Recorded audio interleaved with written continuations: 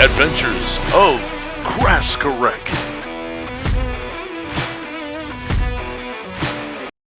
Welcome back to the Adventures of Kraskarek. It is again I, Kraskarek, as we continue our adventures with Atlas. Now, today I'm going to give you an introduction, kind of a basics of how to play and survive, and then I'm going to show you the ship that I'm currently working with. I've already redone this many times, so I'm not going to start at the beginning. What I'm going to do is start with a ship that allows me to start exploring the world, because I want to go through the main story. So we're going to work our way there, as far as I can get.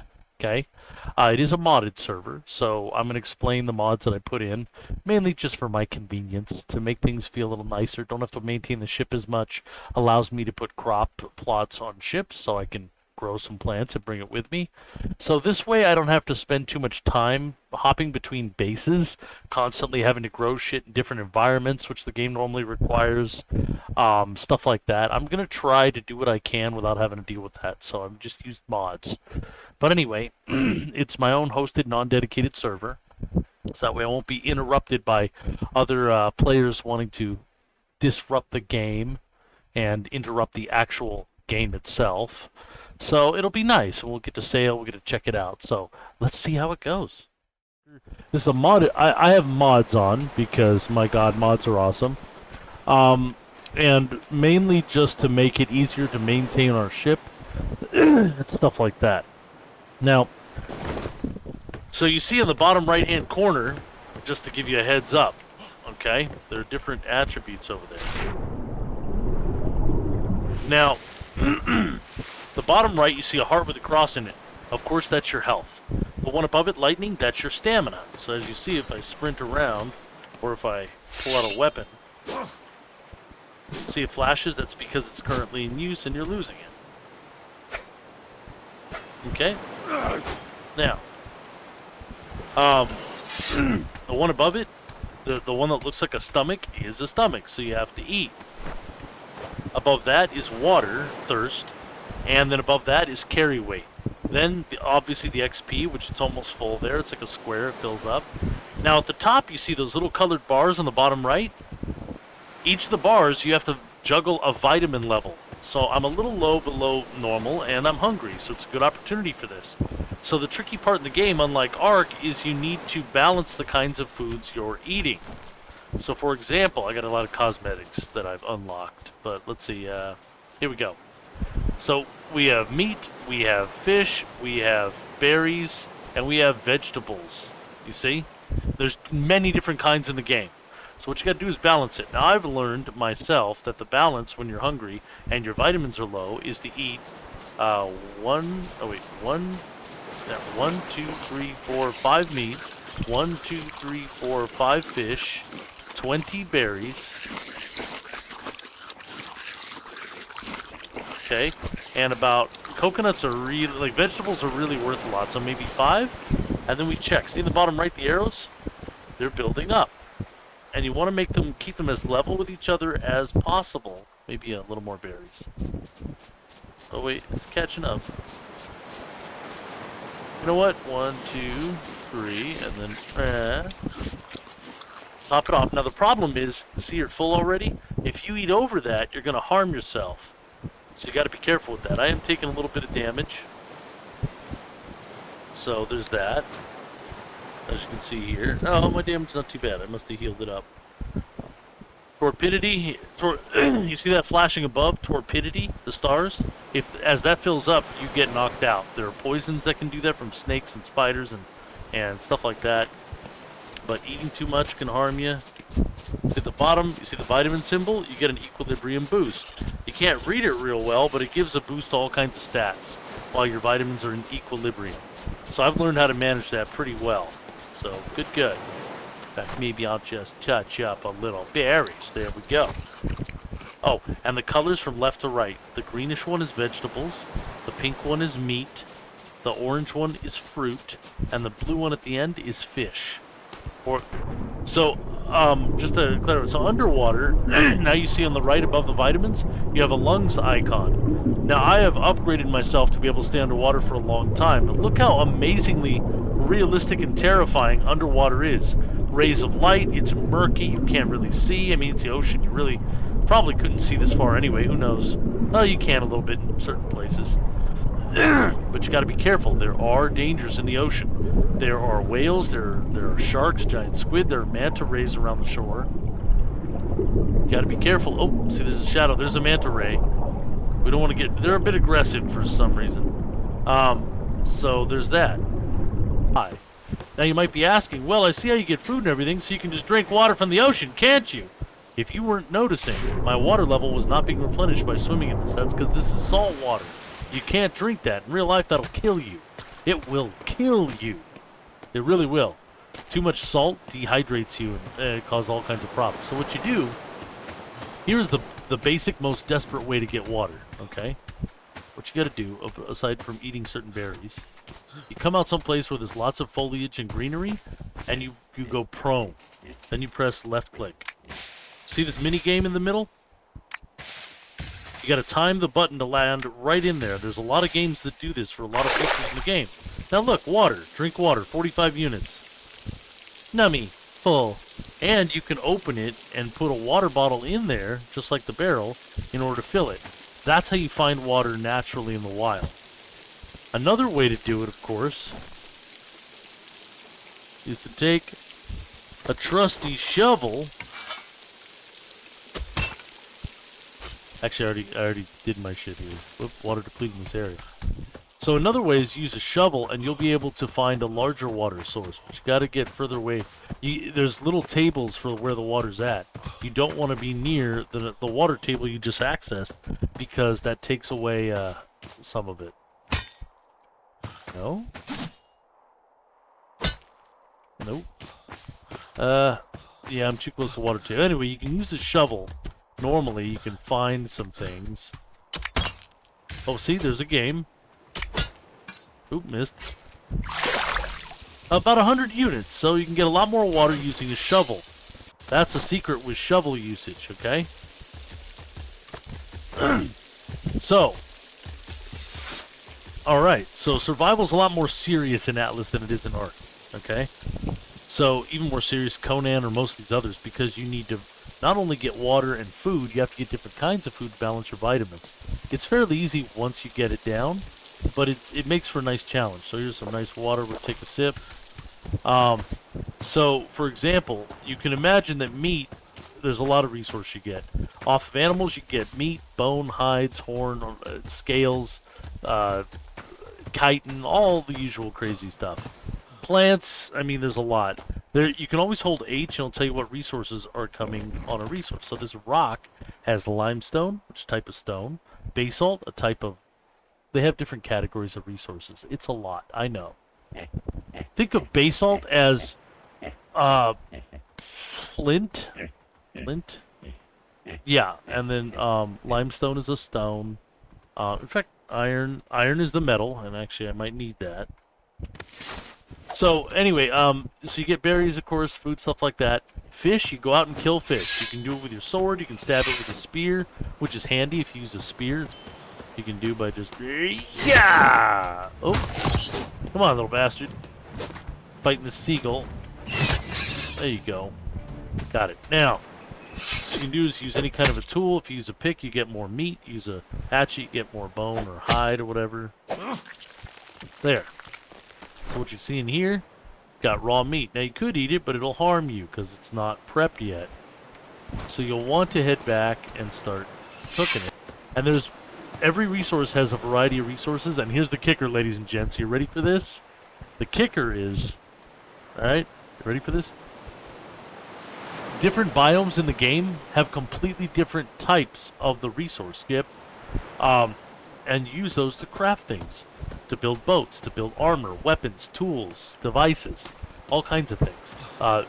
Buildings, homes, houses. As you can see, here's my beautiful ship, the Wakehound. I have the second to the largest of the base ships. There are a bunch of extra ships they added, but this is the Brigantine. This one houses everything I ever want for a complete mobile base. Oh, so first of all, let me show you around the ship. This takes me a long time to build, and I'm not going to redo the game because it's so... I love it. I've done this... I can't even count how many times I've rebuilt the ship. And and replayed the game. So what I want to show you is this. So this is the Brigantine. Here's the deck, steering wheel. Everything you see was meticulously placed by me. So for instance, we'll start with the bow of the ship. I know, I'm going to explain all this. You see all this wooden stuff sticking up from the ship? I built all of that by hand. Every wall. And then floor, or ceiling, the staircase, these windows, all this. I built it so that way I could have some cannoneers up front. In Atlas, you can hire crew, and they will maintain cannons on your ship. You can have them repair, which you see the people sweeping? That's the repair animation. When they're standing still and you have ingredients, they'll keep doing this. As the ship slowly decays, they will automatically repair the ship. Okay? So I built this entire thing as an elevated thing to armor the people up top, okay? So that I could have cannoneers on the front. Why, you ask? There are ghost ships in the game, very much like Sea of Thieves, but not really ghosts, but enemy ships. And they are undead ships. And so you have to be able to fight them or evade them. And they usually circle islands, everything in flotillas or fleets of like 5 ships. It's pretty bad, or more. So I've got 3 cannons on front with 3 cannoneers, and I sheltered them in this whole thing I designed. I even designed a ladder for climbing up here. I probably should put railing for realism around the side here, but, it gives a nice view, stuff like that. Now, over here, I've got, this platform is called a dive platform. This is like the old-timey stuff, so let me show you. No, hold on. See that? I know it looks a little distorted. That's because of the body shape parameters I put on my character model, so it doesn't translate well when you wear the outfit. It's like the old-time dive things. Now, if you look in here, it uses fish oil. You can imagine where you get that from. But that determines how long you can stay underwater. The side here is the diving platform. Equip a dive suit. Now you've got this oxygen tube, and you drop in. Oh! Boom! Now you can swim. Now here's the interesting part. Look in the bottom, or look on the right. You don't see a lung icon. Yes. But look towards the bottom, just above the vitamin buff in the middle. Time. 2 seconds, minutes, hours. 2 hours, 11 minutes, but they're actually going pretty fast. Oh, actually, it's milliseconds, seconds, and minutes. So I can stand up for 2 minutes, right? Something like that. At a rate of 1.2. So the deeper you dive, the faster you lose oxygen. There's a limit, though. As you can see here, it's bouncing me back, see? But this allows you to go deep to the ocean bottom so that you can explore shipwrecks. I'll have to show you shipwrecks at some point.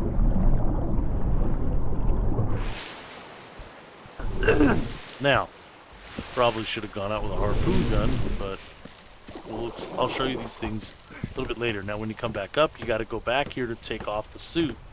It all is just saved here. And you got to put your clothes back on, because, my God, be decent. There we go. It'll take a moment. Now, what I have over here, this is a water storage device.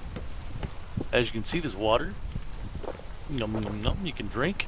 You can also go in your inventory, and if your water containers are low, you can transfer it in there, transfer it back, and that ensures that you have plenty of. Oops. That ensures you got plenty of water in your portable container. I'm trying to organize my food, and then my med kit. Anyway.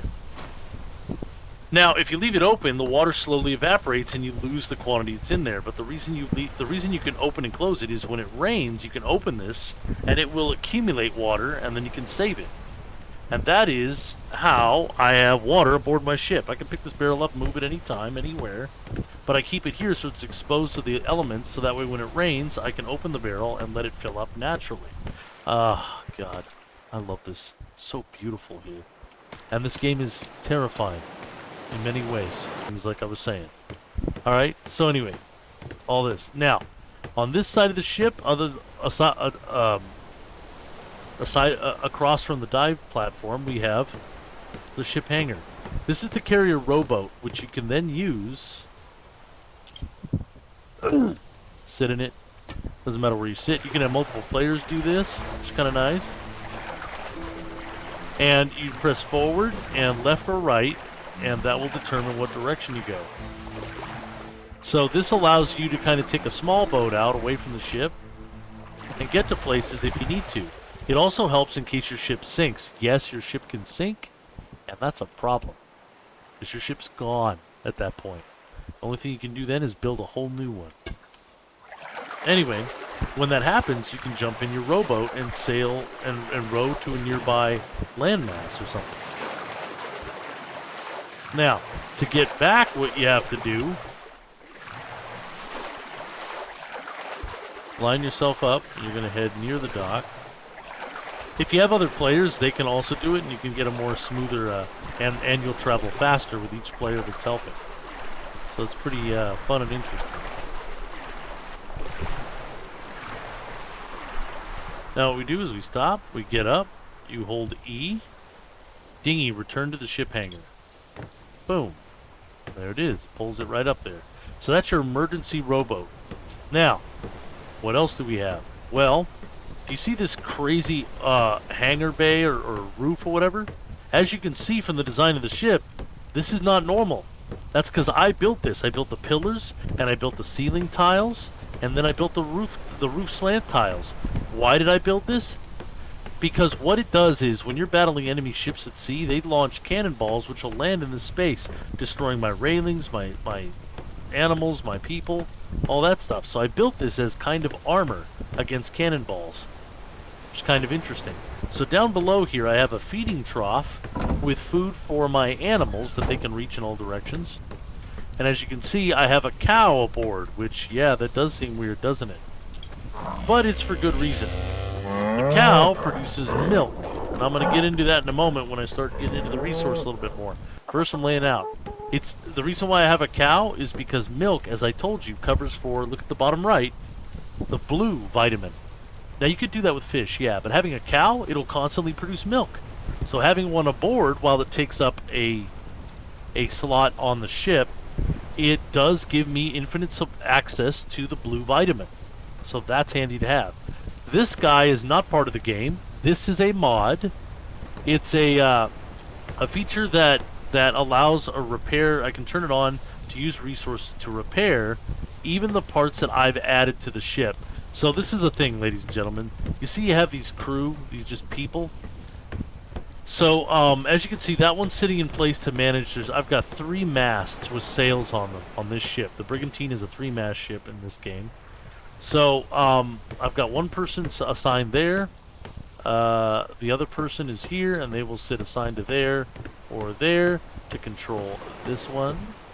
And then this person mans this sail on either this side or that side when we're sailing. Now, when you take them off, you can, and they're just standing on deck, they'll start automatically repairing, as you're seeing here. They do a sweeping animation. Now, the problem is due to the game's weird mechanics, it only repairs the ship itself. All the stuff I added to it, it doesn't repair. That's why I added this mod.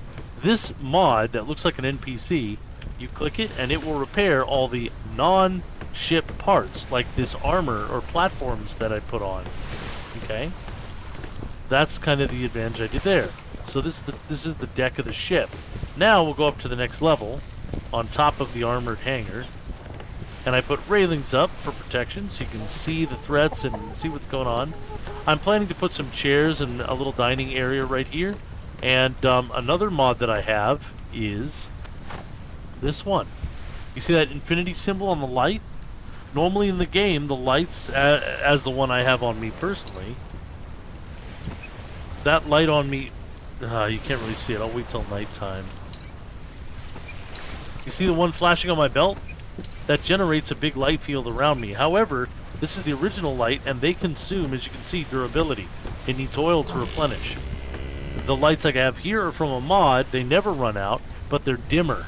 But they provide good light when you put them on a hook and attach a hook to a wall. Then you can have lighting on your ship at night.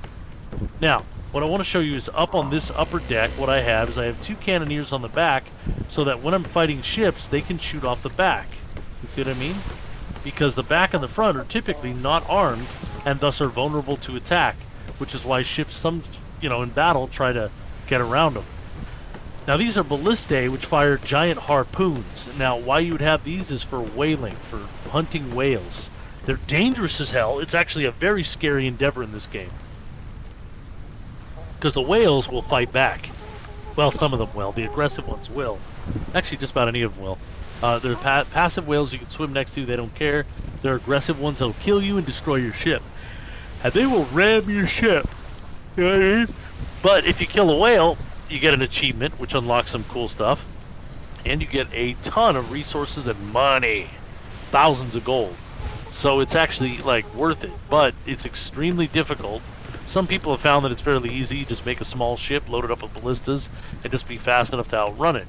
So what I did is I put the ballista on the back of the ship. When the time comes, I take these 2 guys, plus the 3 from up front, and I have them all man ballistas when I go whaling. Then I go get a whale's attention and have them shoot it, and then just stay ahead of it and kite it around until it's dead.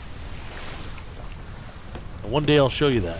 Now, I built these doorways, which seem odd, so I can come out here and use a repair hammer to repair these after a battle, if I need to, or even during a battle, to make sure things aren't going to be too destroyed.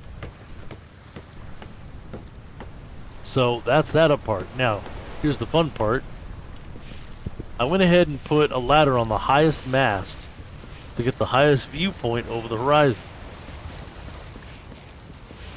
But there's another benefit to this. I climb up this very scary and very tall place, and here we go.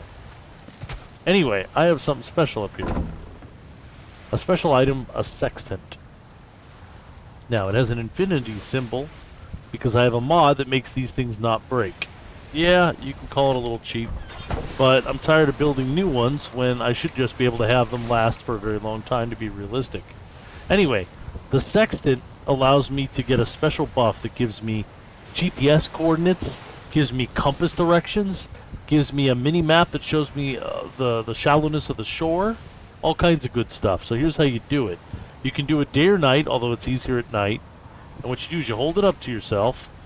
You want to find a star, and you're going to find the other ones, and they shoot in a certain direction. You can start with looking right at the sun like a jackass, but that's where usually one of the stars is. Well, logically, there it is. Left click, you keep holding. It says go that way. Oh, there's another one. Okay. Go that way. Ooh, click. And click. Good, we're doing good. Very good. Oh, very easy. Ooh, a little foggy, but just visible. Good, good.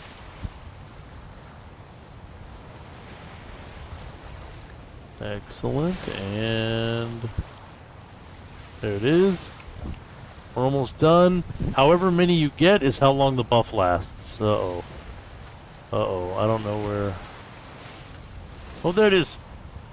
We got it. We got them all. As you can see in the bottom, look at the bottom right. There's a sextant symbol, 7,000 seconds. Now look at the top. I now have an obvious compass. I have my speed knots, my direction, GPS coordinates. Yeah, and on the left you can see a mini map kind of showing me the coastline and how shallow it is. The darker the color of the water, the deeper it is. The lighter the color, the shallower it is. Lets you know when you're pulling in so you don't accidentally crash or something. Anyway, so I keep the sextant up here so that I can take advantage of that particular buff. Thank you for watching, and if you enjoyed the video, please comment, like, and subscribe. And I'll see you again next time on the Adventures of Kraskarek.